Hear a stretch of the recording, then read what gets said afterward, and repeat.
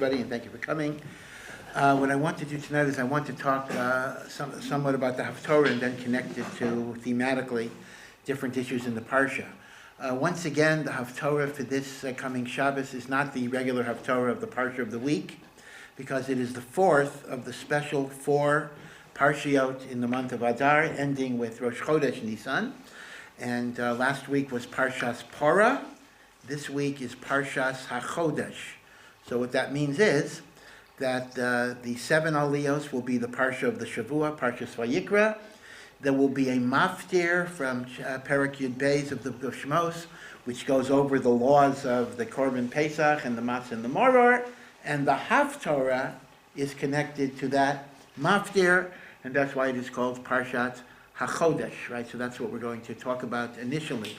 The Haftorah of Parshas HaChodesh is once again from the Navi Yecheskel. We've encountered him quite a lot. In fact, last week's Haftorah for Parshas Torah was also the Navi Yecheskel. Remember that the Navi Yecheskel is a Navi, very, very unique among all the prophets, because he is the only one of the prophets in Tanakh who got his Nevuah in Chutz La'aretz in Babylonia.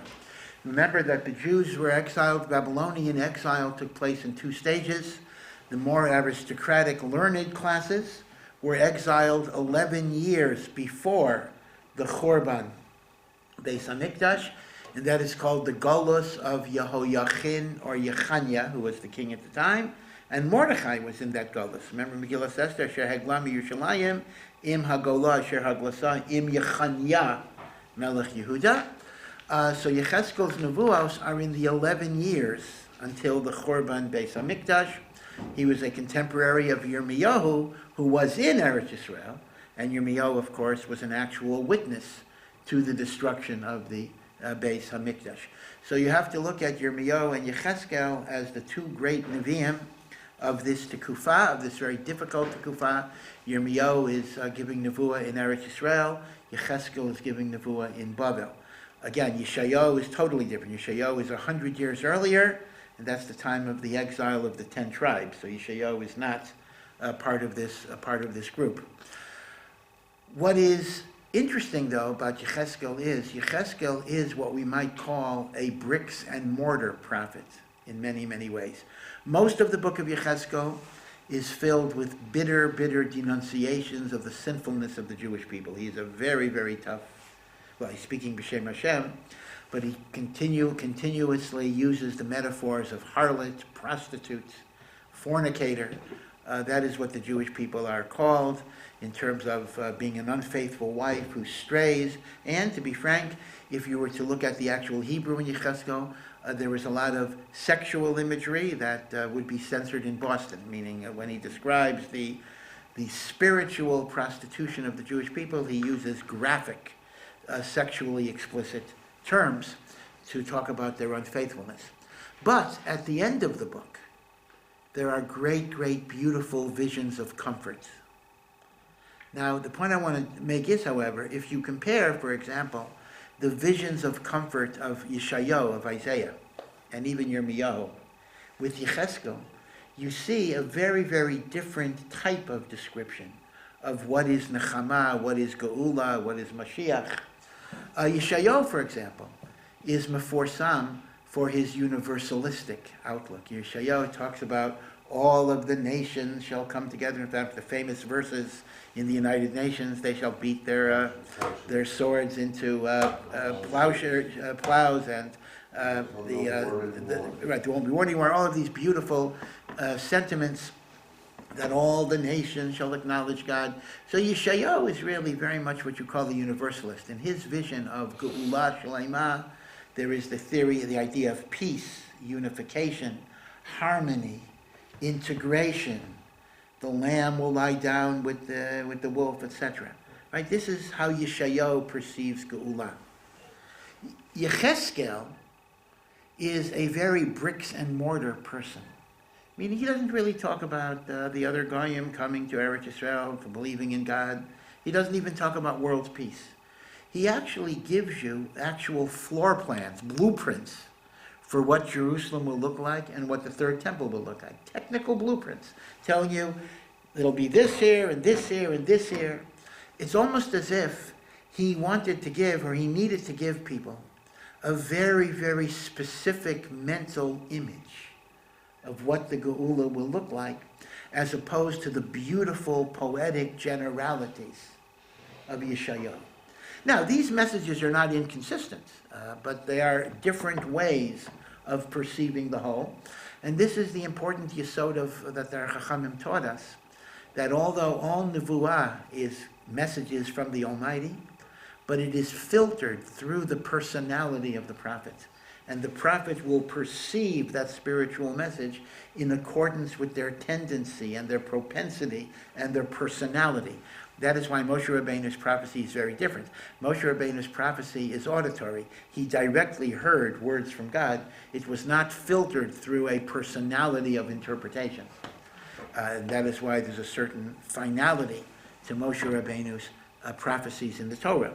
But the other prophets is a combination of divine revelation and a certain subjectivity in which the prophecy gets colored and filtered through the nuances of the Navi's personality. So it's always interesting. We know very little about the personal lives of the prophets. The prophets don't discuss their personal issues. The one exception is Yirmiyahu, which we're not studying tonight. Yirmiyahu does talk about his various agonies. But neither Yeshayahu nor Yecheskel really tell us a lot of autobiographical detail about their struggles and about their feelings. But you work backwards from these themes that they emphasize and they talk about. You get a sense of what their inner psychology is. And Yecheskel must have been, on one hand, an extremely practical person, because he is extremely interested in the practical details of how the temple will unfold and the service in the temple, much more so than the other Nevi'im. At the same time, Yecheskel, and maybe these are connected, was an extremely visual person, because he saw, just as Albert Einstein is sometimes described as a visual physicist. In fact, some have argued that because he perceived things like relativity in terms of visual phenomena, the mathematics were not as fully developed as a professional mathematician would have done, and as a result, the theory of relativity is actually harder to work with than would have been the case had there been a more highly developed mathematical system. Einstein just literally saw things, and in fact he said, he writes in various places, that he never was that good with words. He sees reality in terms of mental images that he then tries to describe, but usually the description is not going to be the same as the actual visualization. So Yecheskel is a great visualizer. Remember, even his vision of God, of God is a visual, Kisei HaKavod, the divine throne of glory, the divine chariot, all sorts of graphic images that other prophets do not have. And similarly, Yecheskel is unique for his graphic descriptions and blueprints of the third temple. And that is the last third, the latter third of the book of Yecheskel. And the Haftorah for Parshat HaChodesh, which deals with renewal, and Nisan, Yetzias Mitzrayim, redemption, which is a forerunner of Moshiach. So the Haftorah deals with the ultimate redemption and certain aspects of the third Beis HaMikdash. By the way, when I say third Beis HaMikdash, I have to make a very important point. It doesn't say anywhere that Yecheskel is talking about a third Beis HaMikdash.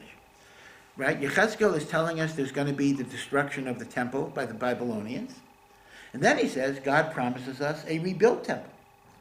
Now, theoretically, many of Yecheskel's listeners, and maybe Yecheskel himself, thought that God was talking about the second temple that'll be rebuilt after the Babylonian exile.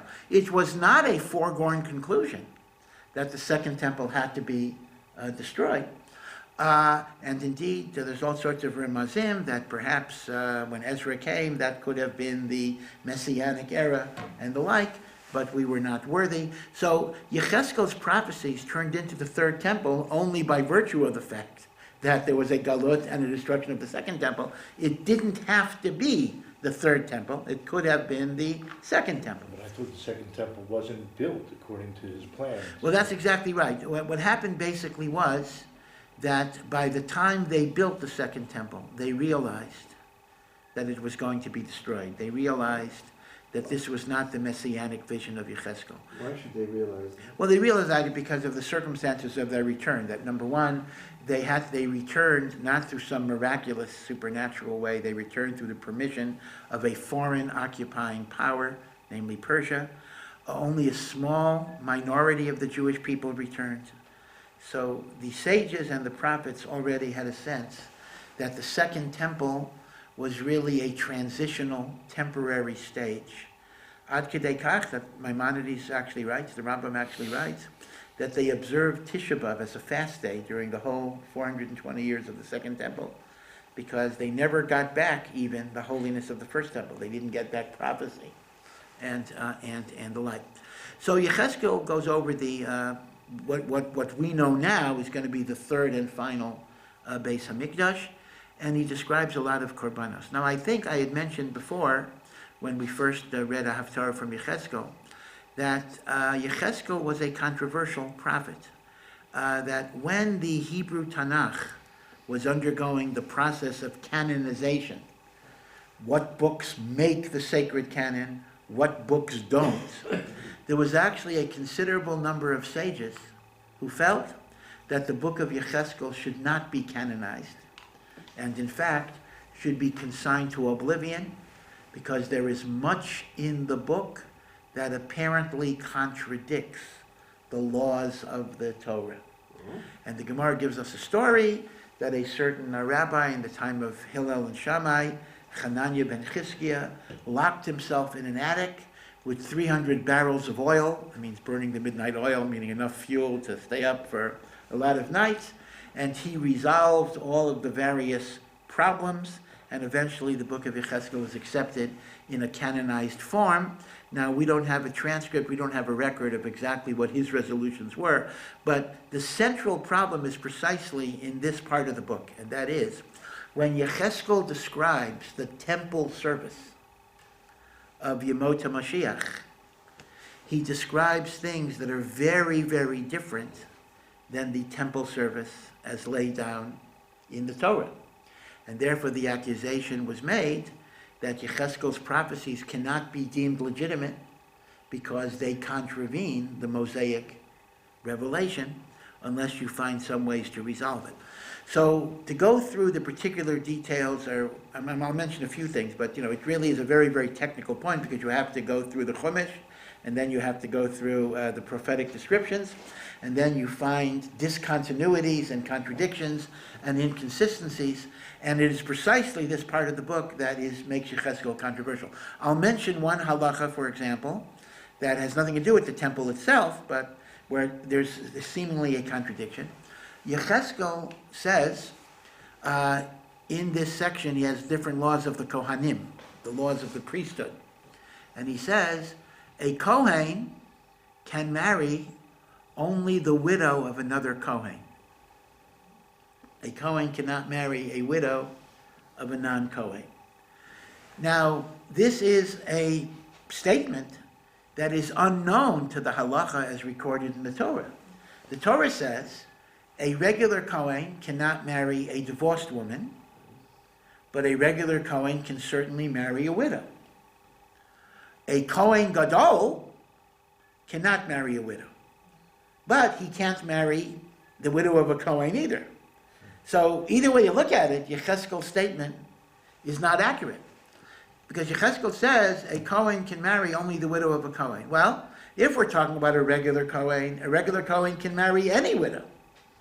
And if you're talking about Kohen Gadol, a Kohen Gadol cannot marry the widow of a Kohen either.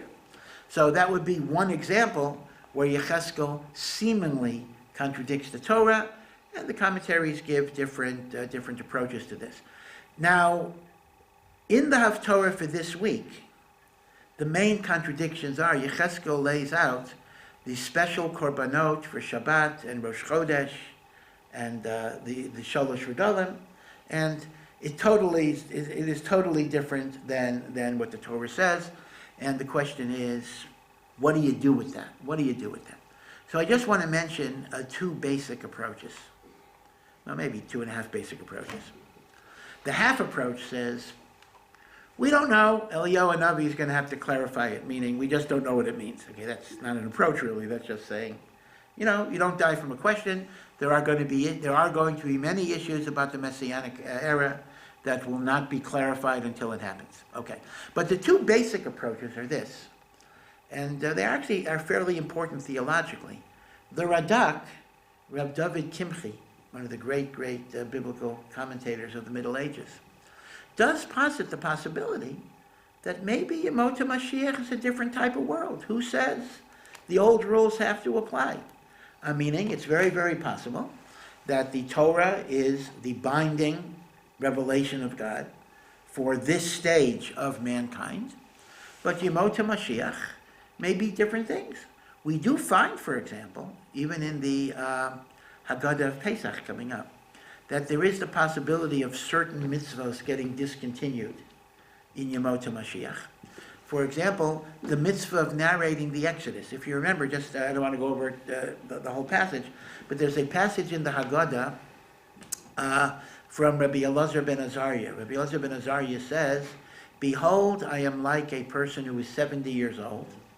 And you know the interpretation, that he became head of the Sanhedrin at the age of 18, and his beard turned miraculously white. Now the Gemara says so people would respect him. I would say maybe it turned white out of the anxiety of the position. But whatever it is, and I didn't know you're supposed to talk about the Exodus at night until Ben Zoma taught that since the Torah says you must mention the Exodus all the days of your life, all the days, if it just would have said the days, that would have meant the daytime. All the days includes the night. But the Chachamim say, no, that's not the drasha. Days means this world. All the days means even when Mashiach comes, you will still have to talk about the Exodus. Now, the Gemara in Brachos explains that Ben Zoma, who says that all emphasizes the night, actually takes the position that we're not going to talk about the Exodus when Mashiach comes, because the miracles of Mashiach are going to be so great that they will supersede any need to discuss Yetziat Mitzrayim. So you do see that at least according to Ben Zoma, that's a mitzvah that's going to be abrogated. So Rav David Kimchi, the Radak, says, listen, if you find discrepancies between the Torah's ritual and Yecheskel's ritual, that's simply a reflection of the idea that Yemot HaMashiach may be kind of a different world. Now, let me point out that this is in direct contravention to Maimonides. One of the Rambam's fundamental principles of faith is the eternity of the Torah, and he includes that to the Messianic era as well. And of course, Rav Yosef Albo, who criticizes Maimonides' formulations, actually raises Ben Zoma as one of the questions on Maimonides, that if Maimonides posits the eternity of the Torah, then how could Ben Zoma say we're not going to mention Yetziat Mitzrayim when Mashiach comes? Again, Rav Albo uses that text as a question on Maimonides, and Maharal tries to answer it by basically saying that when Ben Zoma says we're not going to mention it, it doesn't mean we're not going to mention it, just means it's not going to be as dominant as it was because of Moshiach. Right? So there are different ways of interpreting the text. But this is Radak. So Radak's approach basically is things can be different. They can be different because Moshiach is a different world, different type of existence. Of course, let me point out, the fact that Maimonides rejects that is actually equally consistent with his view of Mashiach, because Maimonides has a very naturalistic view of Mashiach, that the world is not going to be so supernaturally different. So, in a sense, Maimonides' view that the Torah will not change Limot HaMashiach fits very nicely with his understanding of Yemot HaMashiach as being relatively naturalistic. Okay. But this is Radak, and again, Radak was a great commentator, very, very authoritative commentator, and the like. I do want to point out, though, one interesting thing, and that is, so if Radak simply explains the discrepancies in Yecheskel with the idea of Olam Chadash, it's a new world, new laws, new principles. Again, I don't want to over-exaggerate it. I mean, the structure is basically the same Shabbos, Rosh Chodesh, you have Musafim, but the numbers are different, the animals are different, the quantities are different. But I do want to point out that the one thing you cannot deny this, is that Yecheskel's vision does include korbanos. In other words, you might have thought, if you're simply thinking, okay, new world, no korbanos, we only worship with the heart, etc. It's absolutely clear that even with all of Yecheskel's innovations, he is wedded to the notion of the slaughter of animal offerings. Okay, so one has to understand that as somewhat radical as his deviations are, they are well within the old established structure. So it's an interesting point when people sometimes quote Rav Kook, and I really should look at the quote because Rav Kook couldn't mean this exactly, where Rav Kook says that when we will go back to being vegetarians, the korbanos to Hashem will be only of vegetable material or grain, and there will no longer be animal sacrifices. I just don't know how Rav Kook is going to interpret even the Nevuot of Yecheskel in that way, which talks about cows and sheep and goats and the like. So that's one thing to keep in mind, that even with the Radak's approach, we still have korbanot. Now, the second approach to Yecheskel's deviations is that which is Rashi, the Malbim, the Abarbanel. In fact, this seems to be the more favored approach. And that is, Yecheskel is not changing the Torah's laws. He is simply adding special one-time ceremonies of inauguration. So, for example, when Yecheskel says, on Rosh Chodesh there's this korban, and on Pesach there's this korban, and they don't correspond to the Torah, he is not saying that his korbanos are replacing what's in the Torah. That's sure going to be done. Nor is he even saying there'll be a permanent addition. But the first year, there are going to be special dedication ceremonies in honor of the inauguration, and therefore Yecheskel is not bichlal referring to permanent legislation. He is simply referring to specialized inaugural ceremonies. And that way, Yecheskel it doesn't bother to repeat what's already in the Torah, because that's a davar pashut, that's going to be kept. He is simply adding these extra details. So these are the two basic approaches.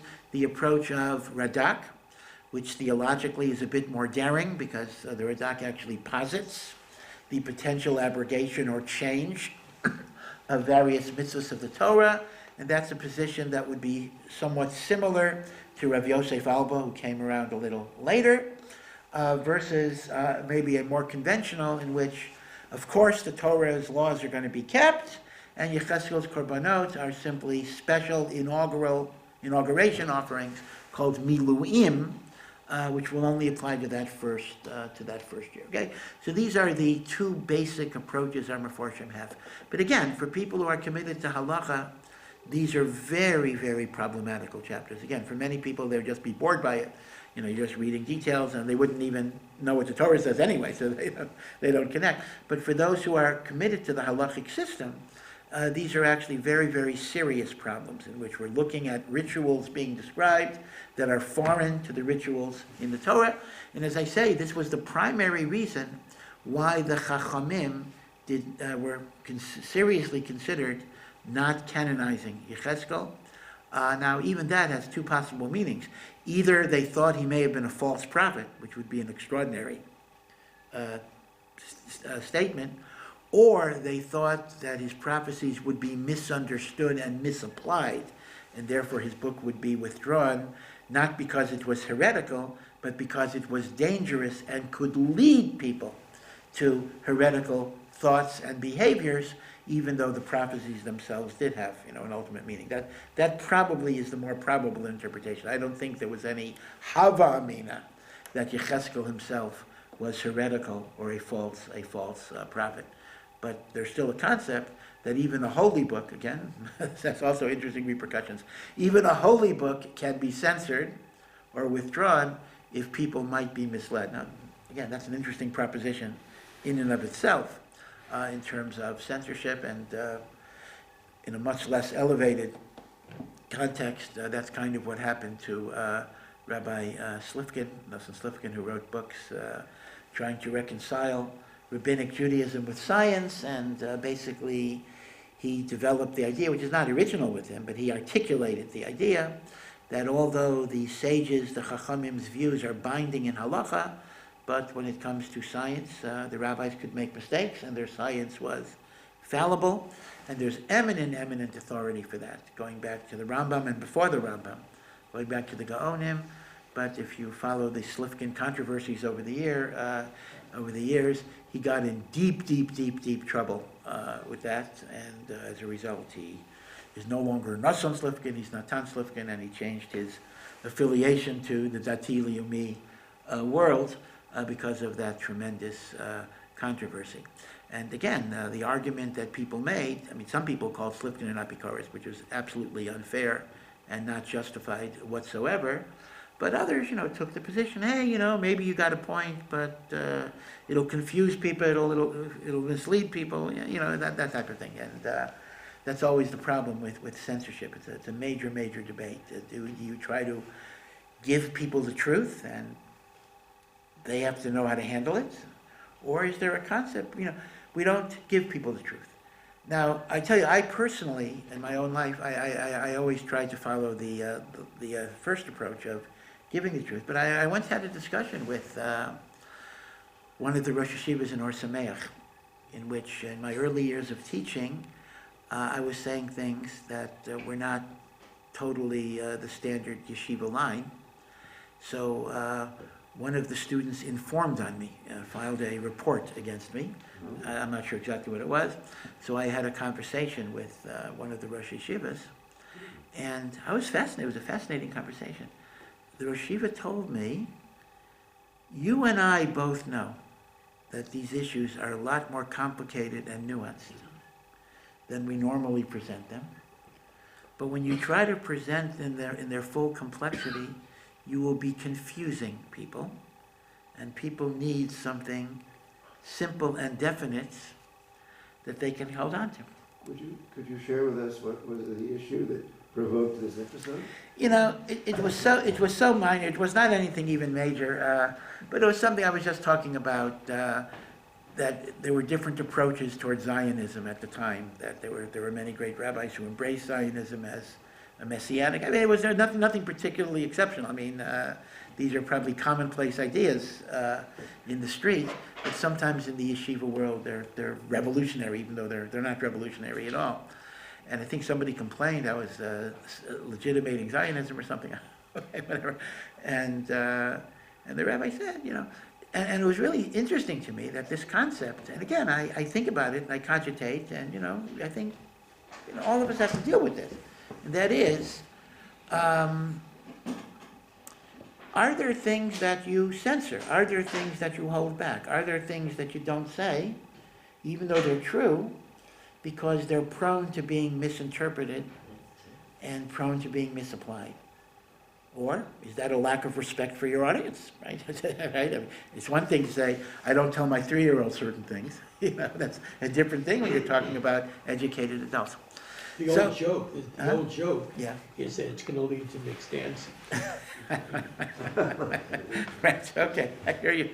Yeah, so all I'm saying is the reason I'm doing this, and I don't want to rehash, my particular fights in Or Sameach, but the reason I'm rehashing it is that it's striking to me that the Navi Yecheskel was subject to a similar type of process, where the sages wanted to censor or withdraw his book because they thought there was potentially heretical material. And as I say, I don't think it was likely they thought he was a heretic, meaning they believed his book was a true book of divine revelation, but they said, too hot to handle, too dangerous, we're going to put it away. Just an interesting connection to modern events in that way. Okay, so these are the two approaches. Again, I'm not going to go over all of the details and discrepancies, but when you approach those chapters in Yecheskel, be aware of the Radak approach, which is theologically more daring, and the more conventional approach of Malbim, Barbanel, and even Rashi, that simply says these were inauguration offerings that are superimposed on the standard korbanot of the Torah. Now, there are some other details, though, about the third temple that are quite interesting. And it mentions that the main gate of the Beit HaMikdash, the gate that you entered the courtyard where you had the Mizbeach, is normally to be kept closed, not to be opened. But on Shabbat and Chagim, the door would be open so that all of the people who came to the Beit HaMikdash on Shabbos and Yom Tov would be able to gaze at the divine, some type of image of the divine presence. Now, it's interesting that the second Beit HaMikdash, we're given a very detailed blueprint of the second Beit HaMikdash in the Mishnah. And that is a whole Maseches of the Mishnah. There's no Gemara on it. This is called Masechet Midot. Midot here means dimensions.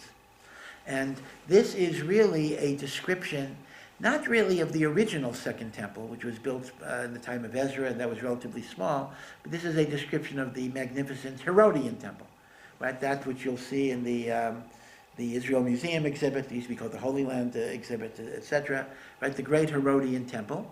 And we're given a very, very detailed description. Josephus also gives us a description, and there are some discrepancies between the Mishnaic description and Josephus' description. Archaeologists, try to reconcile those descriptions. But the one common denominator is that the Herodian Temple does not match up Yecheskel. It doesn't follow Yecheskel's directives. And the Rambam explains that since the sages realized this would not be the enduring temple, they didn't want to make it with Ezekiel's plans because that's the final Beis HaMikdash.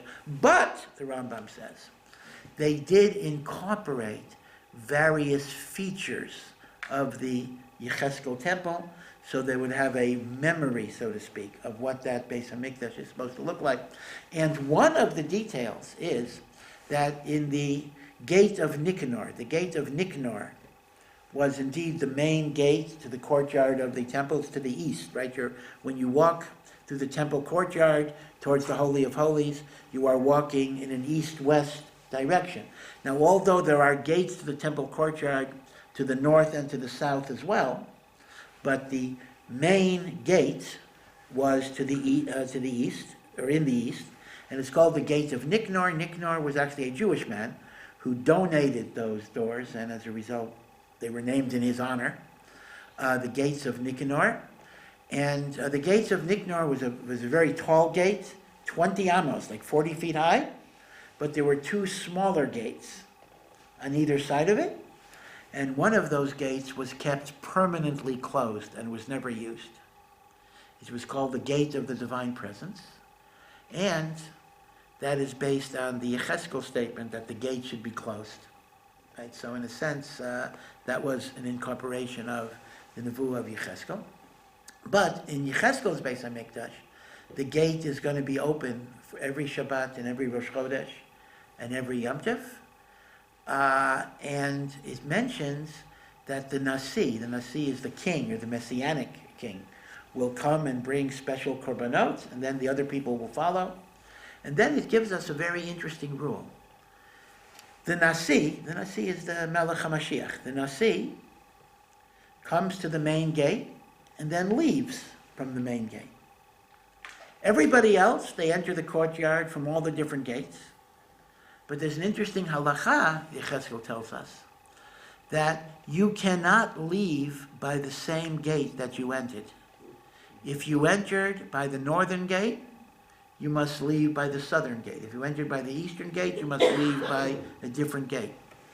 And this is actually stated as a halacha. You must leave through a different gate than the gateway that you entered the temple courtyard to bring your korbanot. So why? Doesn't say why, but the commentaries explain that this physical, tangible ceremony is an allusion to a spiritual idea, that you don't leave the temple the same way as you were when you entered, meaning that you have to have a transformation, right? You don't go out the same way you came in, and that's really the experience, that it's supposed to be a transforming experience. I once heard from a tour guide that apparently the steps that led up to the Temple Mount And you can still see some of the architectural steps on the southern Towards excavations. the Chulda gate. Right, the Chulda gate, which is on the south. Now that's the gate to the Temple Mount, don't confuse it. The main gate to the Temple courtyard was to the east, but the main gate to the Temple Mount was to the south. So you entered south, and then you entered through the eastern gate or the light. So tour guide said, again, I'm not an expert in this that much, but he says that the stairways going up the Temple Mount to the Chulda gate are like not even. They're different lengths, different heights. And he says that was intentional to force a person to be deliberate and thoughtful as they're ascending. Meaning you don't just run up there, but you got to stop and look and think, etc. And that kind of made you focus on the significance of what you were doing. That this was holy. This was very, very elevated. There were many halakhas, and there are still many halakhas. Now, again, most religious Jews do not go on the Temple Mount today because of halachic problems that we're tameh, we're ritually impure, we don't have the para aduma, so most of us don't go at all. But there are many religious Jews who have a psak that they do go on the Temple Mount because the outer perimeters are not subject to these restrictions on impurity. But if you go on the Temple Mount, there are many halachot. You go to the mikveh beforehand. You're not allowed to wear leather shoes. There are things you don't bring. You're not supposed to bring secular things with you. Although sometimes people do it to masquerade what they're doing. I mean, you know that in the Jewish state of Israel, it is absolutely against the law, against the laws, the law of the Knesset, to daven, to say a bracha on the Temple Mount. The police will arrest you. Their concern is it'll trigger a riot or whatever it is.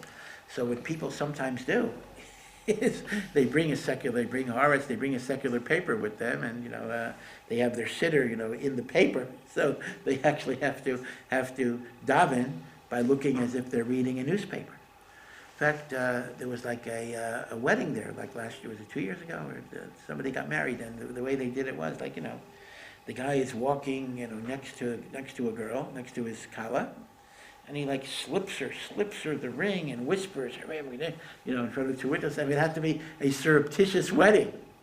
Now, was that a good idea? I think not, but okay, but be it as it may. Why wouldn't it be a good idea? Well, then it gets publicized. Somebody took a picture and it was circulated in the press. I mean, if the concern is that these types of activities could, God forbid, give rise to intifada-like responses, so one has to be relatively responsible. I mean, as far as I know, there's no particular mitzvah to get married on the Har HaBayit. You don't have to make your wedding on the Har HaBayit. So people want to make political statements, and I understand that. I understand the idea that you want to make a statement that this belongs to the Jewish people, and etc. But one does also have to live in the world of realism in terms of not doing things that could trigger violent responses.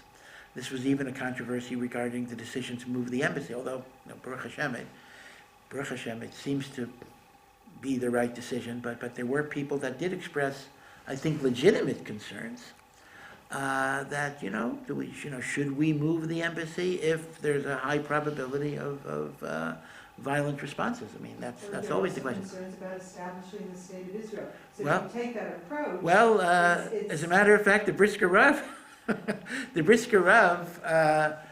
one of the reasons he was against the establishment of the state of Israel was not because of the Neturei Karta idea that you can't have a state till Moshiach comes, but he said it's going to put Jewish populations in greater danger. That was his thesis.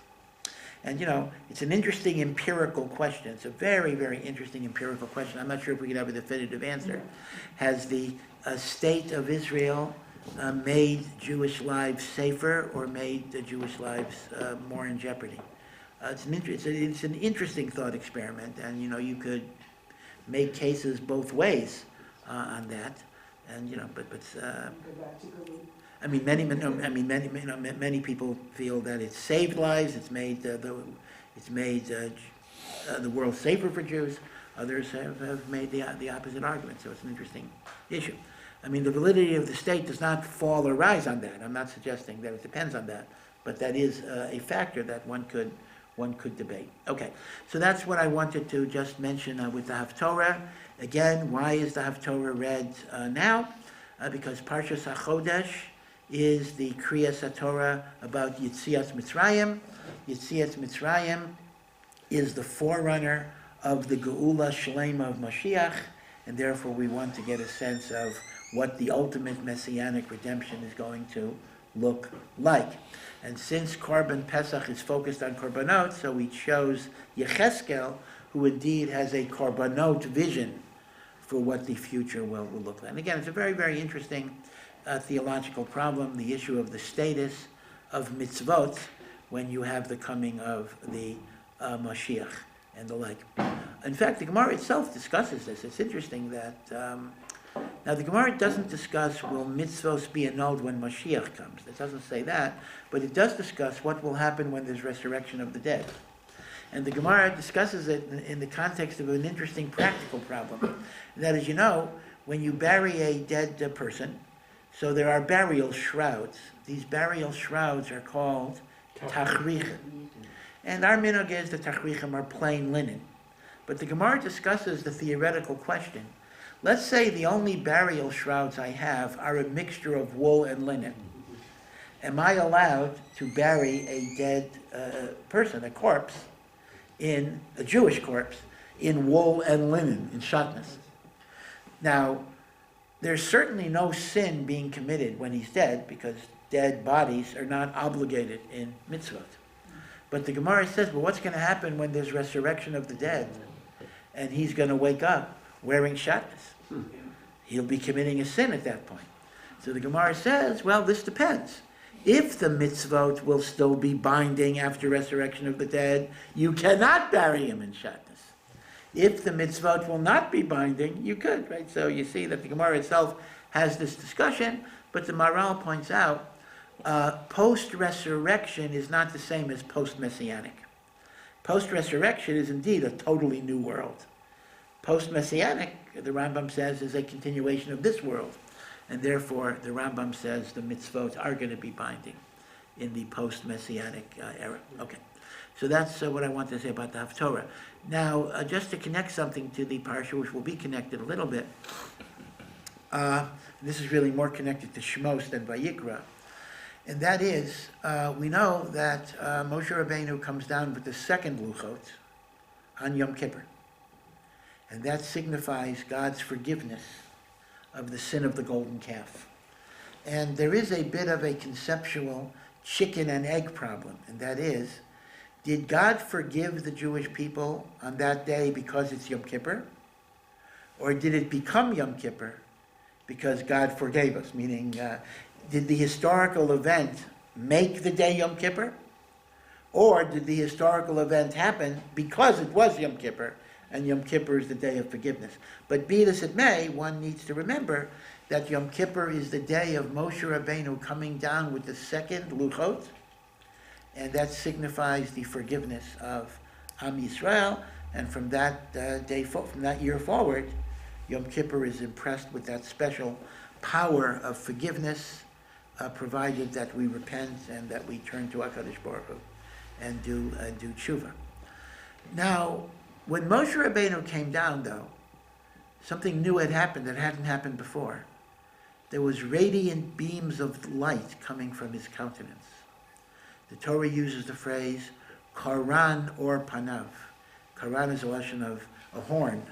Like they were like horns of light, and as you know, in Michelangelo's famous statue of Moses, Moses has these little horns, and from then on, there's a belief that some people have in the South, in the United States, they still have it, that Jews have horns, and that's why we wear kippah, because the kippah covers up those little horns that we have, and that comes from the mistranslation of Koran or Panav.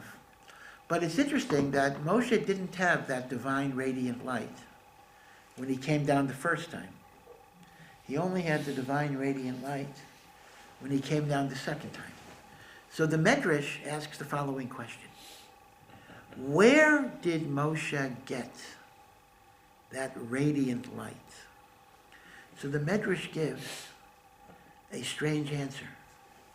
The radiant light came from the leftover ink in his quill that gave him the radiant light. So, quite literally, this statement doesn't make sense on many, many levels. First of all, what ink? Moshe Rabbeinu wasn't using a quill pen with ink. Moshe Rabbeinu, the luchos were engraved, and they were engraved by God anyway. So number one, Moshe wasn't doing any writing. God was. Number two, it wasn't writing, it was engraving. There was no ink.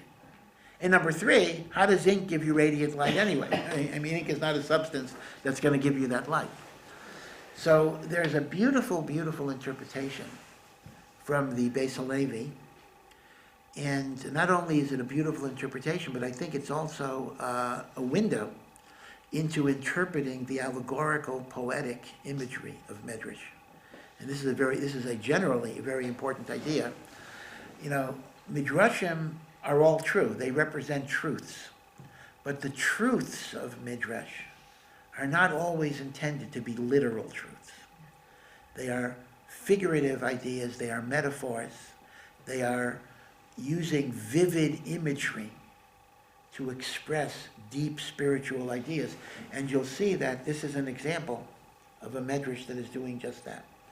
The Beis Halevi quotes a passage in the Talmud Yerushalmi that differentiates between the first luchot and the second luchot.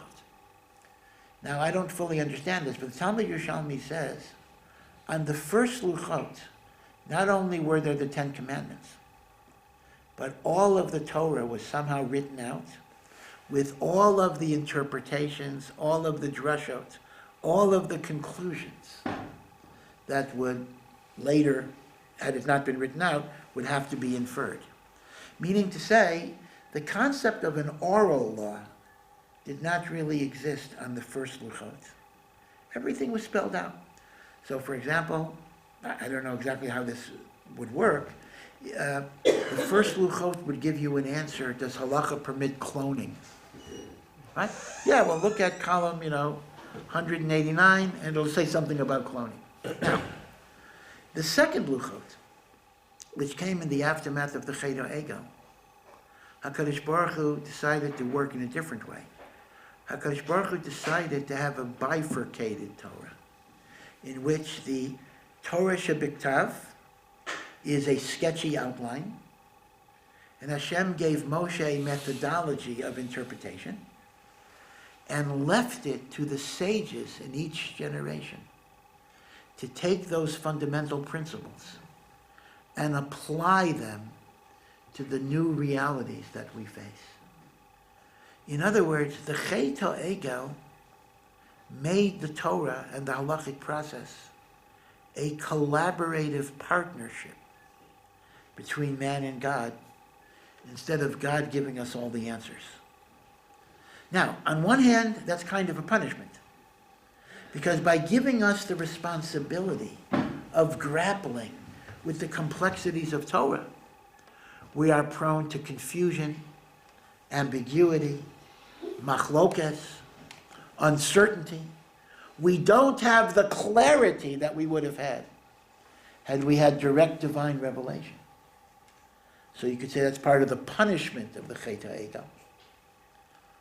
But it also created enormous opportunities that God makes us part of the process. When you learn a piece of Gemara, I sometimes hear people say, every word of the Gemara was handed down to Moshe Rabbeinu at Har Sinai. That's an absurd statement. The Gemara is about discussion. It is about hypothesis. It's about arguing.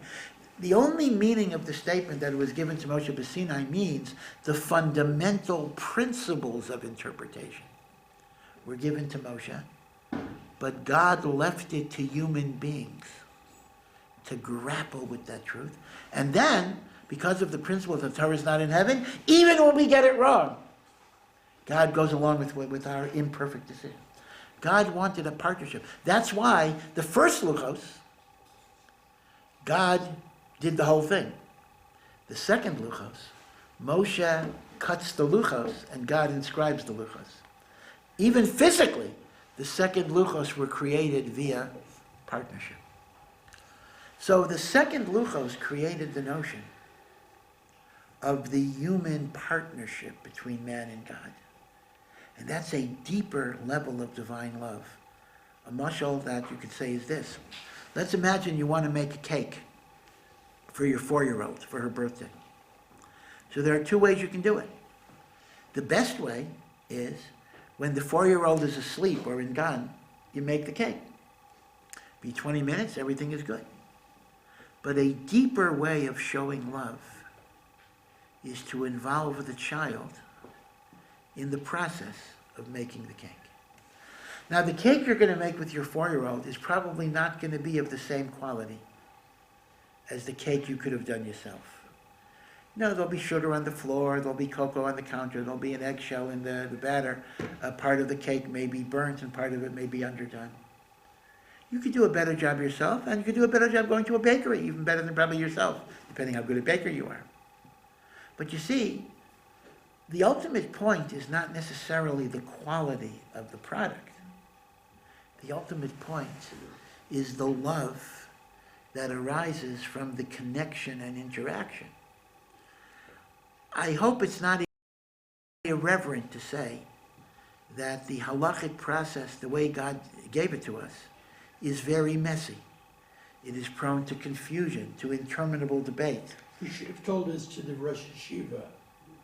Well, You're making a beautiful statement. yeah. And what happens is he trumped the messiness. Yeah.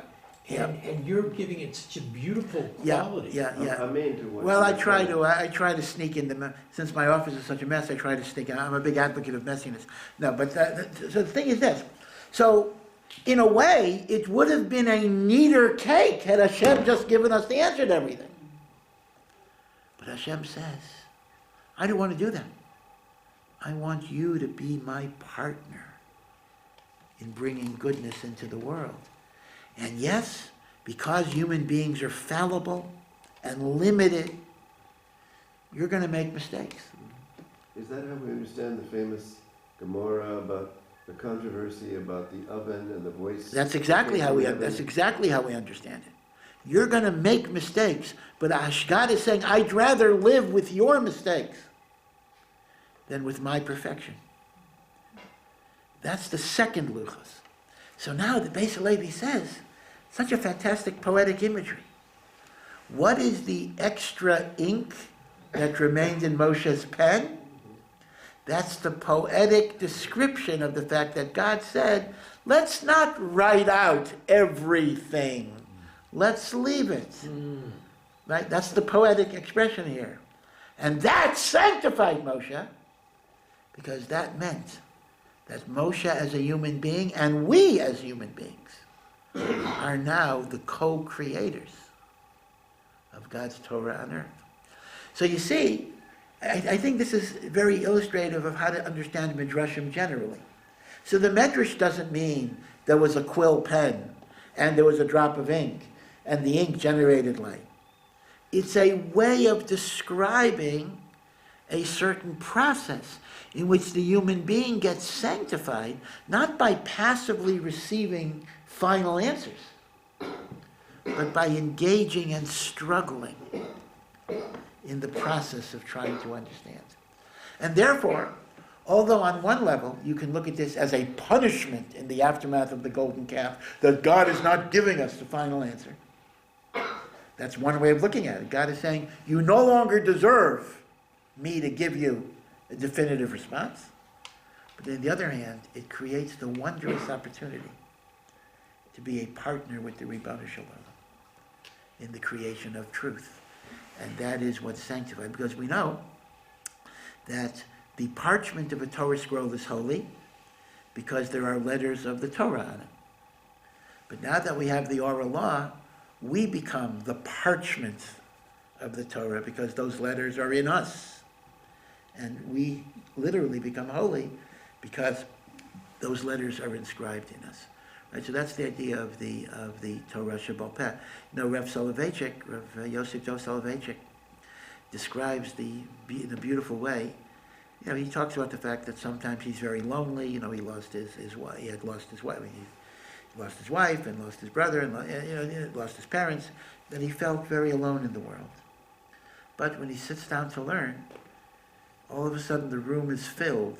Rashi is here, and Tosfos is here, and Ramban, different countries, different centuries, right? Both in terms of time and in terms of space. And he is talking to them, and he's engaged with them, and he feels, very much connected to all of those personalities. That's why when we study Torah, we always use the present term. Rashi says, Beis Hillel says. What do you mean Beis Hillel says? Hillel has been dead for 2,000 years. But no, Hillel is really alive. His words are still here. We learn from them, we deal with them, we address them. Right? So this is what Limud Torah is about, and this is the meaning of the radiant glory that Moshe had, which was only the Luchot Shniyot, and not the Luchot Rishonot. Right? This is a shot from the Beis Levi. By the way, the Beis Levi is Rav Soloveitchik's great-grandfather. In fact, Rav Yosef Ber Soloveitchik is named after Rav Yosef Dov Soloveitchik, the Beis Levi. That was his name, and that was Rav Chaim Soloveitchik's father. So the Beis Levi was the first of the Soloveitchik dynasty to be the Rav of Brisk. So, wish you all a wonderful, wonderful Shabbos. The Parshat Chodesh may be a source of renewal and chizuk. And I guess next week we'll still have a shir. Thank